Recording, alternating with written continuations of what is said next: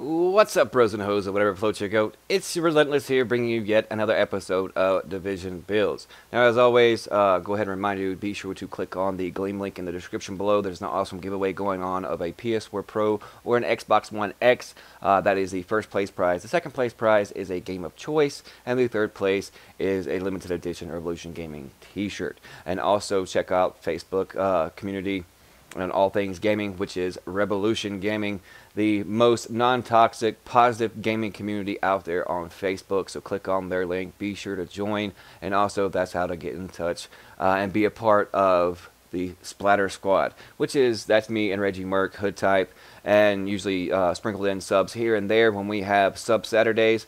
So be sure to check that out and come be a part of the Splatter Squad and Revolution Gaming Facebook community. And it's not just division based, it's all things gaming. No matter what game you will be playing, there's always someone there to lend a helping hand, no matter what it is. So be sure to go check them out. But without further ado, let's hop right into this build. Now, at first glance, I know what you're thinking. Man, that skill power is really low. Yes, it is. And as you all most know, that survivability is due to a large part of skill haste accompanied with skill power. You can stack this build with skill haste, and even with low skill power, you'll still get a fast mediocre heal. But I went in a different direction. I haven't seen a build like this yet, but let's hop into it, and I'll explain as I go. As you can see, 1930 armor, decent firearms roll, enemy armor damage with a little over 15k health. In the manner attributes, I'd rather have ammo capacity instead of the increased kill XP. And in the mod slots, 263 firearms and 261 firearms, both with crit hit chance. Now moving on to the mask, 951. It has a decent stamina roll. I wish the firearms were up a little bit more, with 3.5% crit chance and 10% damage to elites. And in the mod slot, 261 stamina and 1% crit hit chance. Moving on to the knee pads, mediocre firearms roll. It's around 1230, so it's decent.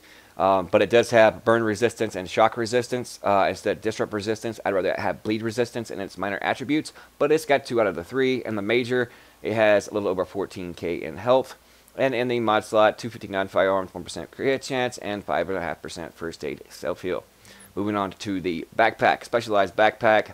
Good armor roll of 1308. Had a good firearms roll on this with 13,257 health and 16% bleed resistance. And moving on into the mod slots, 265 firearms with 3140 health and 6% first aid self-heals. Moving on to the holster, 1268, 1258, 1258 main stats, 985 armor, decent, and 7% skill haste.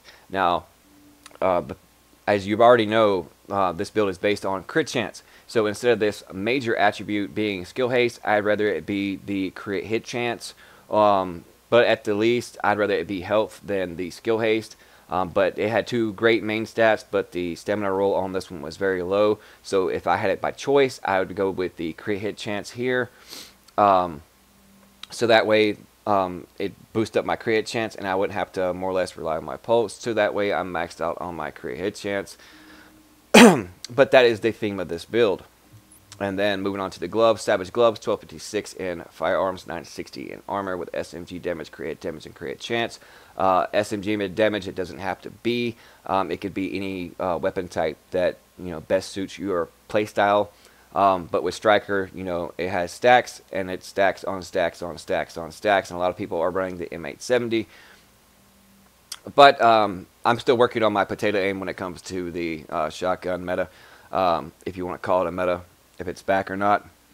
But moving on to the weapons, as you can see, I got a Navy MP5 with responsive, self-preserved, and brutal. Yes, self-preserved. You'll see in the gameplay at the end of this video. It comes in really nice and handy. You do get the 3% of damage dealt back to you through crits. So if you're critting and you're putting out a high amount of damage, then therefore you're going to get that healing in return. So therefore you don't necessarily have to rely on your skill power to heal you in the time of need. Just down to an agent or 2 or 3, or take out a couple of NPCs and save your heals and save your med kits.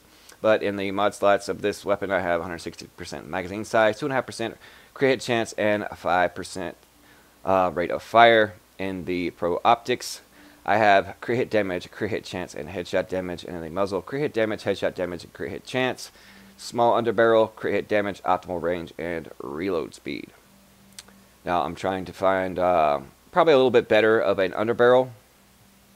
And also I can switch up the optics to go even further with my crit hit chance, but I opted in for the additional crit hit damage. Now the secondary is mainly my PvE build, Pecan, and it works out nice, especially on incursions or roaming around the LZ. It has 21.4k base damage with deadly, destructive, and the Pecan talent, which, as we all know, each kill makes the next reload have 20% extra bullets compared to its base. And magazine size, reload speed, rate of fire, crit hit chance, crit hit damage, headshot damage in the optics, headshot damage, crit hit damage, and crit hit chance in the muzzle. If I chose to go with the Black Market Sausage with this striker build, then I have one with brutal, responsive, and competent. Hit it 104k. And if I was primarily running a shotgun, then instead of the SMGs, extra damage on the gloves, I would have shotgun damage, such as on this custom M870 that has deadly, responsive, and fierce. And instead of fierce, I'd rather have competent in that third slot. As you can see, I'm still rolling it. I've done roll it 6 times, and competent has not came up yet.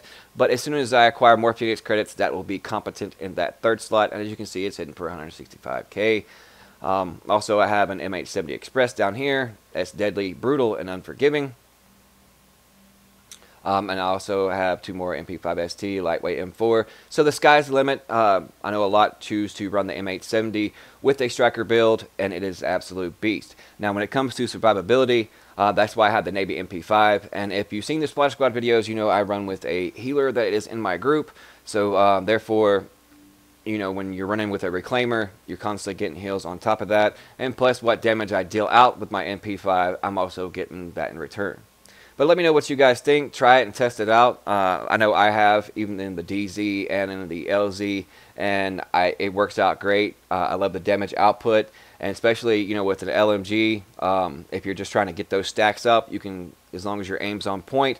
For those large NPCs, especially those flamers that just stand there and let you shoot, you can increase that stack all the way up to 100% with the striker, and then whip out the MP5 and then just spray, pray, mow people down, and deal out tons of damage, melt people, and then get some healing in return. But I'm going to shift you over to some gameplay. Hit ground and pound that like and subscribe button. Let me know what you think in the comment section below.